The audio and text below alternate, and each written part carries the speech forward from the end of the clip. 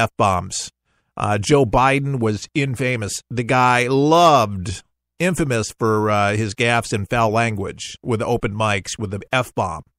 So a few of those, when you're passionate and you're dropping that, I'm sure he's going to be careful from now on. But it's something that Trump has been known for, and it's been Boston. And listen, you cannot be a New Yorker. I'm sorry, unless occasionally you drop something. I mean, I realize that there are places that you should not use that language, but when you're passionate or, yes, passionate about somebody that is dissing your president, saying things that are incorrect, and meanwhile you know this guy because you fought for him, you raised money for him, which Scaramucci did, as you know, you get upset and think about a family member. They are a family, and they know each other.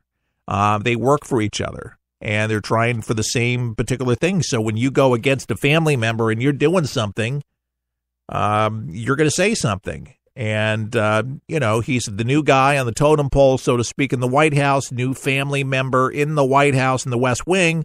It's everybody sees you, and he's going to let people know where he stands. And Trump hired him for a deal that would shake up things, because that's what Trump likes to do.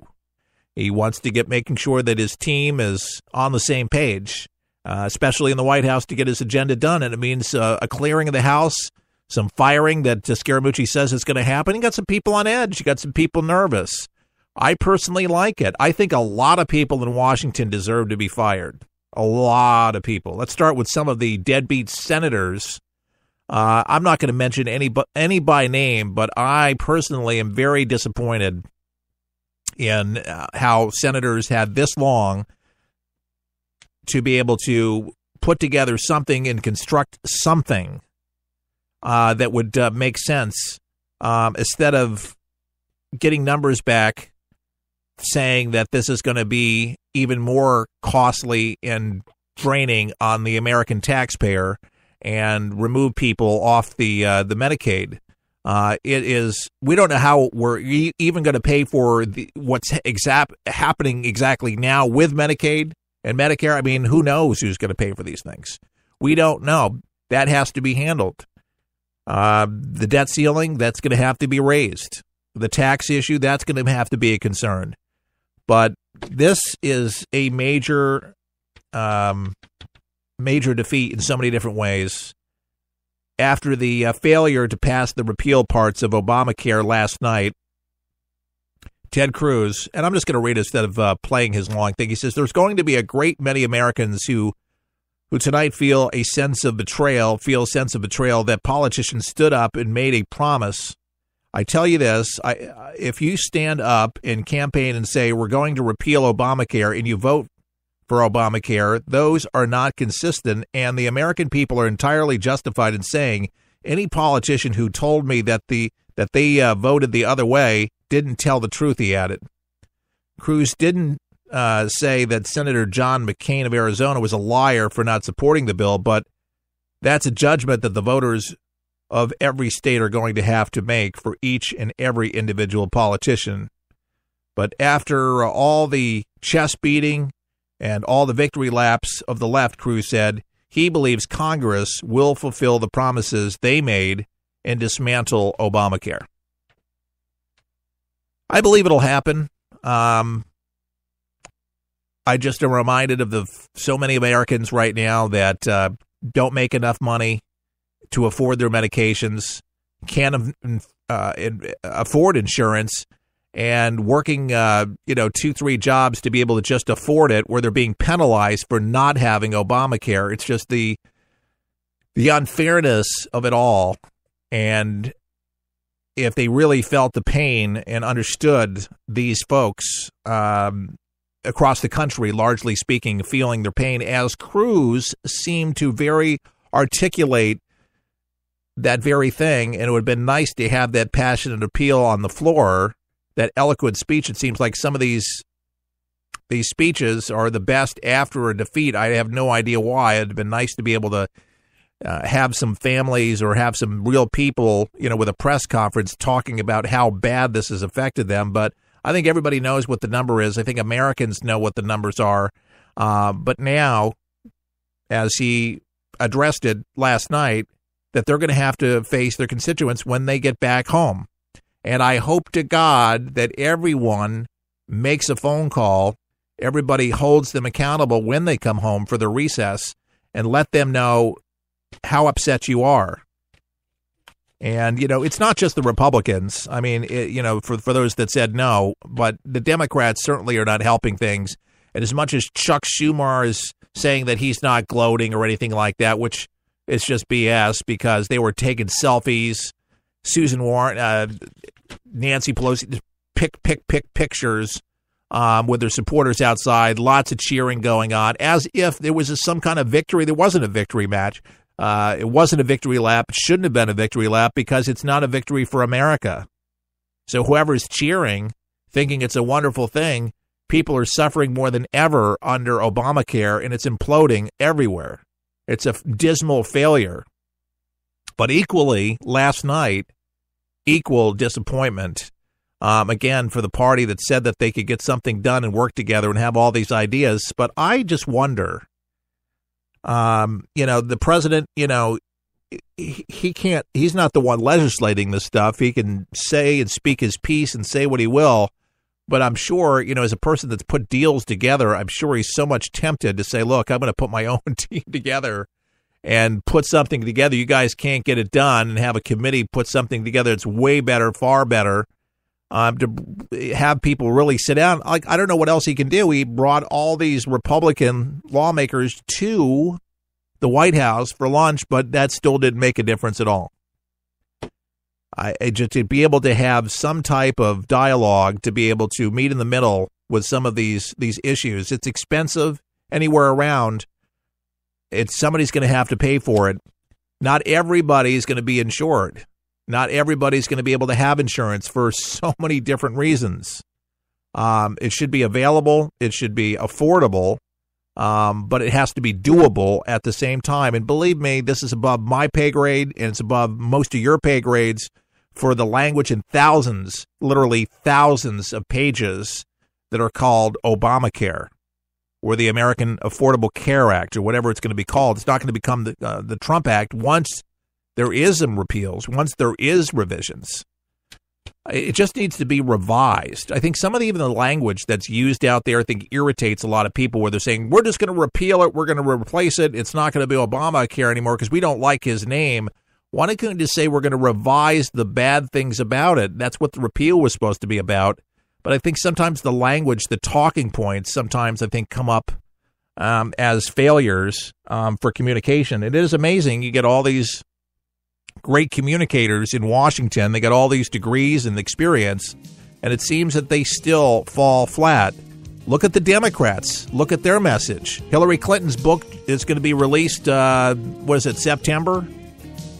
Exactly. I'm not getting it. Listen, we know why you lost. We know what happened. We don't need to read the book. No need to, but it's out there if you want it soon. We'll help you survive this thing called life. We're for the people, for the people, for the people is there. Some things in life need a little attention. Like a plant. If not watered, it begins to turn brown. But if watered properly, its leaves turn green again. Like a plant, For the People needs watering too. Your thoughtfulness provides sustainability for us to grow and reach our full potential. You see, For the People depends on you to broadcast this program to help inform and educate folks so you can make a difference right where you are. Grab your watering can and join us as we endeavor to make a difference in people's lives each and every day. To donate, go to forthepeopleshow.com. That's forthepeopleshow.com. Just look for the watering can and water as much as you can. At For the People, our garden is full of opportunities, and planting something allows others to enjoy the benefits. At For the People, our mission is simple. Give you the news that matters with good old-fashioned common sense, mixed with a conservative point of view. Simply log on to our website at forthepeopleshow.com.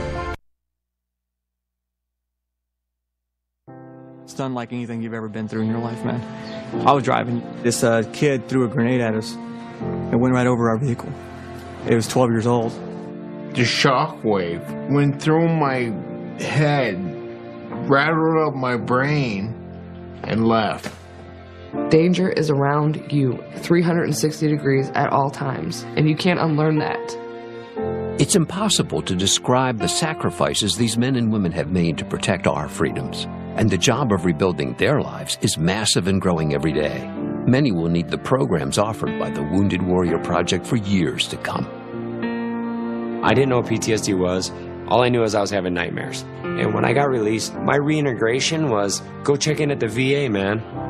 My first coping mechanism was use drugs. Just numb it, don't feel anything. I was angry. I'm trying to pull myself out of that right now. Your gift today of $19 per month will honor and empower these veterans so they can aid and assist each other.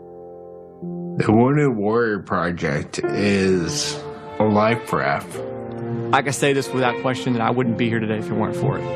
Wounded Warrior Project is the first step, getting back out into the world and reforming yourself outside of the service. Call or go online with a pledge of $19 a month. You'll receive this Wounded Warrior Project blanket, and your gift will provide critically needed programs that rebuild lives.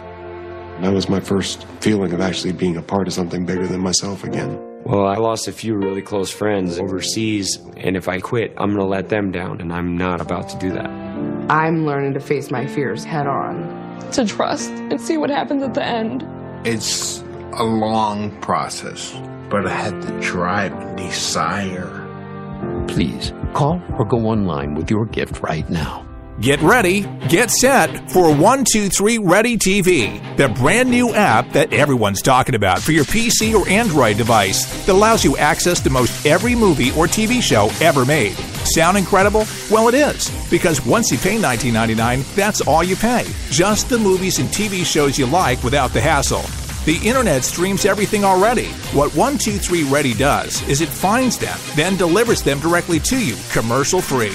There's nothing quite like it, and it's available now at forthepeopleshow.com. That's forthepeopleshow.com. And before you buy 123 Ready TV, watch the video and see how simple it is to start watching all those movies and TV shows. If you like movies and TV shows, but don't enjoy paying for all of them, no problem. Just pay $19.99 and start enjoying countless titles and entertaining TV better than anyone.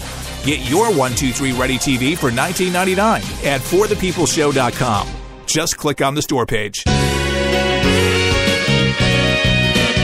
And we're back. It's Keith Allen and For the People. Today we're trying to do something extraordinary, trying to make a difference in somebody's life, and somebody that really has made a big difference in my life. You see, Chuck was friends with my dad, the founder of this broadcast, Chuck Harder, the radio show, talk show host that was world acclaimed at one time. A lot of people fondly remember him. I first got to listen to him as a consumer advocate in New York City on WMCA when I was a kid. When I was breaking into radio in Manhattan, I was sweeping floors, and Mayor Koch was mayor, and I was producing and pressing the play button on the cart machines and screening phone calls and all, but I first heard of Chuck's show back in the 80s, and my dad was responsible when Strauss Communications owned 570 WMCA. Very to-do family, if you will, in New York. Jeannie Strauss and Peter Strauss. If you're a New Yorker, you know who the Strausses are, but they owned WMCA. They sold it late 80s to Salem Communications, but owned it for many years. Great station. And Chuck and my dad were friends, and he used to take Chuck's show from Tampa, Florida, from a garage. He had his reel-to-reel machines and his cart machines, and they took the broadcast, and Chuck did very well in New York. And then I guess Chuck went off and started doing another show on WFLA, and then started the People's Network. Well, anyways, many years went and back in 95, I guess after the 80s, I didn't see Chuck after that or think about him much. I guess my dad was in touch with him. But back in 95, I get a phone call from my own dad saying that he was going to move to a place called White Springs, Florida. White Springs. I've never heard of it up to that.